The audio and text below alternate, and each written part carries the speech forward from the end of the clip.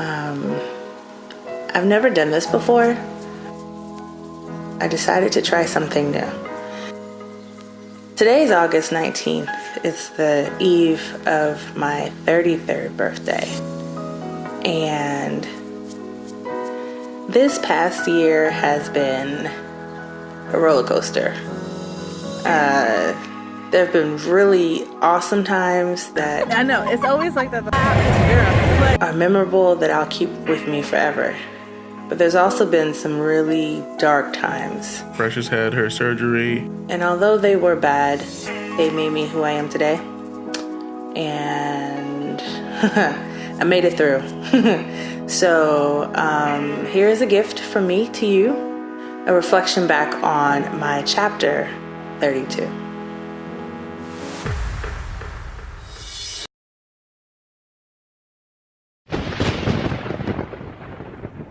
I remember waking up out of my sleep. The sky lit up with blues and purples and pinks. It was just thunder and lightning. It was almost as if there was some kind of supernatural storm happening, like Thor was fighting Zeus or something. The clock kept going, and I remember watching it, and I felt uneasy. We were gearing up to film a short film that my friend wrote, so the feelings of tightness in my chest, doctor said it was heat stroke.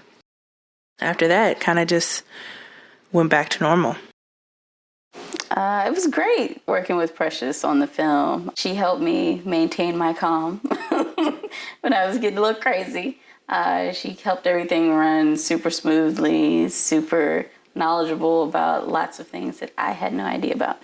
She just maintained super focus and very professional came in on time and had a great smile on her face. So I didn't notice anything that was off.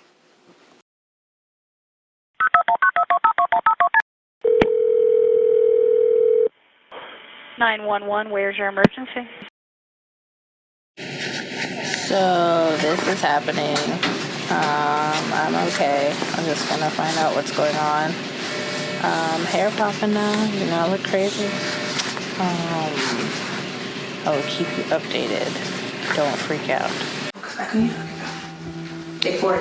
I remember Precious complaining about her back pain before I went to bed. And I do remember passing out. I definitely passed out.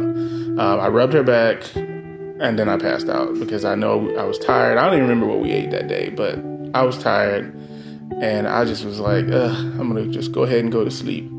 So around, 2 in the morning, I just remember her, maybe even before then, I remember her getting up and I just, kind of stayed asleep. But then when she got up for a second time and, she called me and told me her back was really, really hurting, I got up and I remember going to rub her back again. And from there, I just noticed that she was sweating profusely. We got here, what time?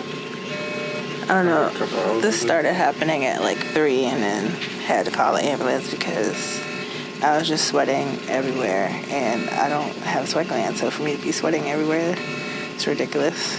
I'm on some pain meds right now and some anti-nausea, and I'm gonna get some x-rays and stuff done and see what's going on. They came in, they started running tests to make sure she was good. But right before they came in, I did forget this one point. I did want to make sure that she had some clothes on. I did want to make sure she had clothes on. I remember that. At first I was going to let it go, but then I was like, nah, I don't want that to happen. So we got to put some clothes on her. And I remember the fire trucks get there first, and, they came in up 3 flights of stairs. And that was another journey because, they brought up this little chair, and I was just like, I don't even know how you guys going to get down this little chair and going around these little curves that they had to go around, but they did it. And then we made our way to the hospital. But when they loaded her in the truck, I remember us sitting outside for about 5 to 10 minutes, and I didn't know what was going on. So, of course, I started to get a little worried, but then eventually we did start making our way to the hospital. I'm being admitted. They said it seems like pericarditis, which is like inflammation of the sac outside the heart, I think. There's Troy, yeah. So they're going to keep me overnight and have me see the cardiologist because they did 2 tests. The first test, it was fine. It was a little low, and then the next test, the number they were looking for went up, so they want to keep me here. So yeah, that's what's happening. I'm receiving the Marco Polo, I think it was, that I received, was a little shocking because the previous one, it was just kind of like everyday Kiki, telling jokes. Oh, you out here drinking in these streets now? To get that message that like, hey, so this is my current situation. And I'm like, what? So it was a little off-putting to say the least, and I was a little shocked. But to get up there and kind of see her, it was weird because her spirit had not changed, even through everything that she has gone through. Like, she was, when I got up, by the time I got up there, she was still telling jokes in the room, and we were having full conversations. So it was like we were at the house. So yeah, it was a little surreal, but her spirit definitely did change throughout it, from what I could see. We have successfully made it back home. We're home, guys. Yay. Whoop, whoop. Yes. Glad to be here. Now, recovery mode. Right. I know. Relaxation. To be honest, relaxation was a big part of my recovery. But I wanted to get back to work. Back to feeling like myself again. So, started working on editing. Started a show with my girl, SoFab Kim. I am your host, SoFab Kim. And I am the Precious One. And you are now in the Divas Den. Things seemed to be going great until I hit rock bottom. So, I'm sitting in my car after my cardiology appointment, and I had my cardiology appointment because last weekend, or 2 weekends ago, I had chest pains and it woke me up. And long story short, they couldn't find anything wrong, but realized I had what they call a non-STEMI MI. So they said it was a heart attack, but then they said it wasn't a heart attack. But basically, one of my arteries was 90% blocked. And they had to do a catheterization through my wrist to my heart to put a stent in. So everything I hear when I walk into the doctor is, "You're so young, you're so young." And then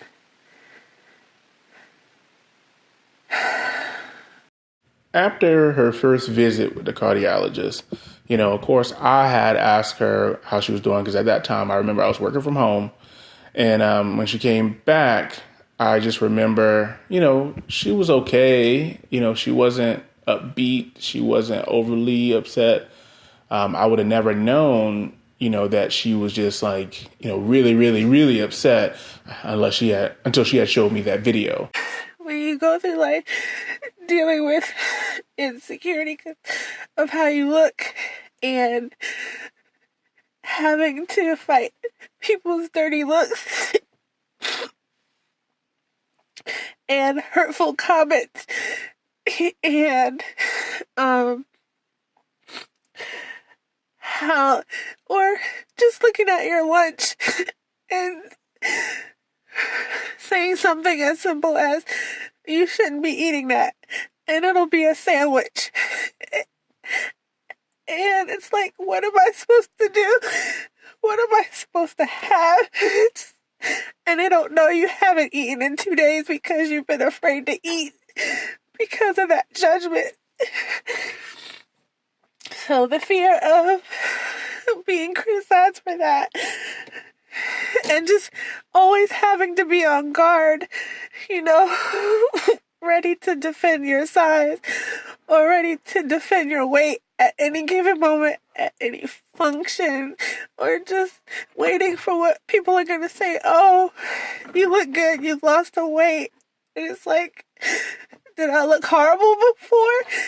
And it's just, I know people mean well when they say these things, and some of these people, it comes from a good place, but the effect that it has is just, unless you've had to struggle with something like this, you may not understand. Before the event, we had been, definitely looking at different programs, eating better. We were definitely in the gym and walking and doing a lot of different activities. And I remember we both were seeing a nutritionist.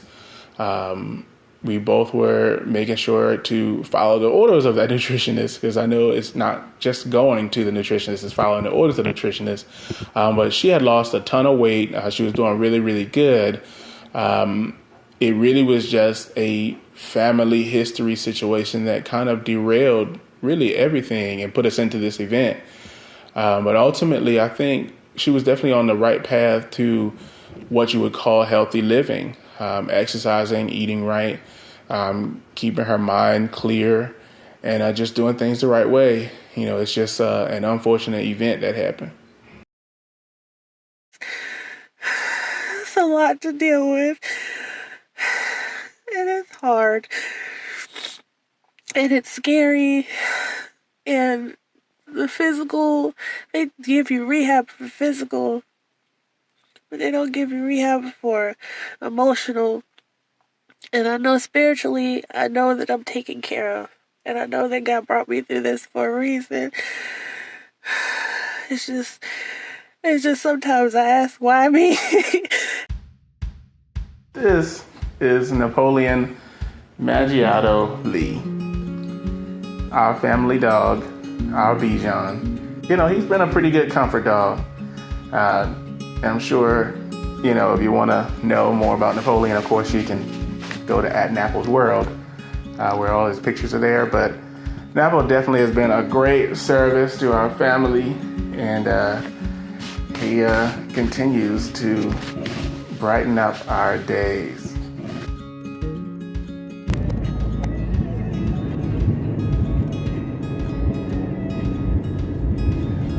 Just left my first day of cardiac rehab.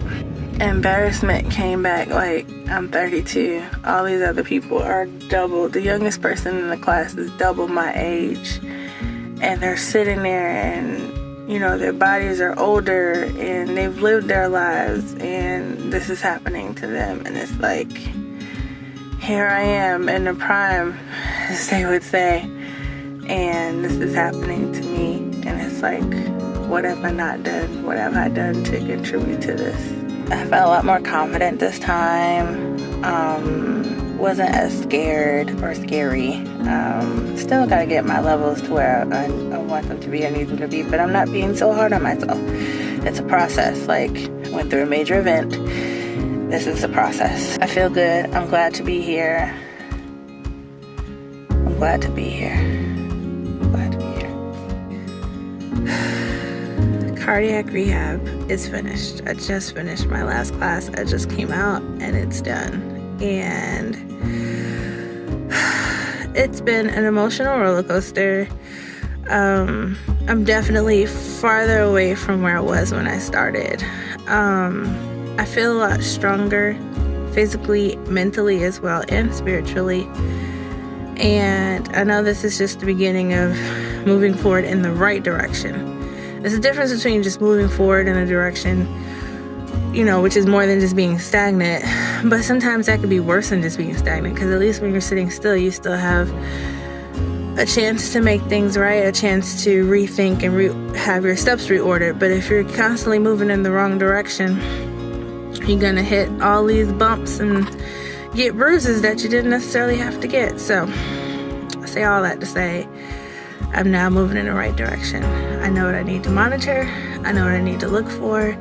And this is a good step for me and my family and my friends as well. Like, There's no way I'm going back to where I was before, physically, mentally, or even spiritually, because I was in a broken place. I didn't know how broken it was until, the heart attack happened, and then after that, it kind of shed a light on everything else. Just everything unraveled. And I'm kind of glad it did. I'm glad it did before it did irreparable damage, I'm glad I was able to go through this rather than the alternative. And that's the message that I've passed on. That was the message that was given to me in my first day, and that's the message that I passed on. That, hey, I'm glad to see you. At least we're here to have this conversation. Because there's so many other people that come into this hospital with the same things and don't leave. Or they leave in a bag.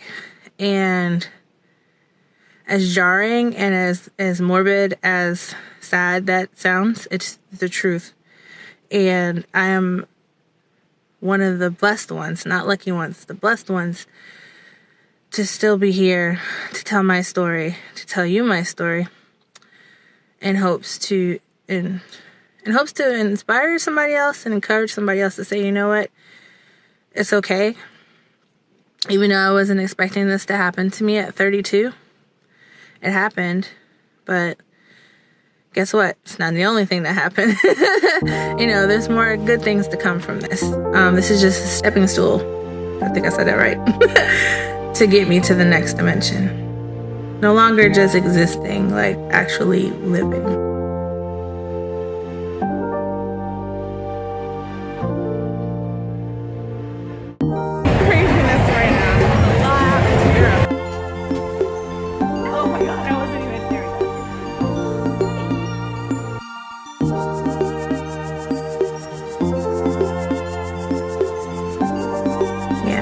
This is chapter 32.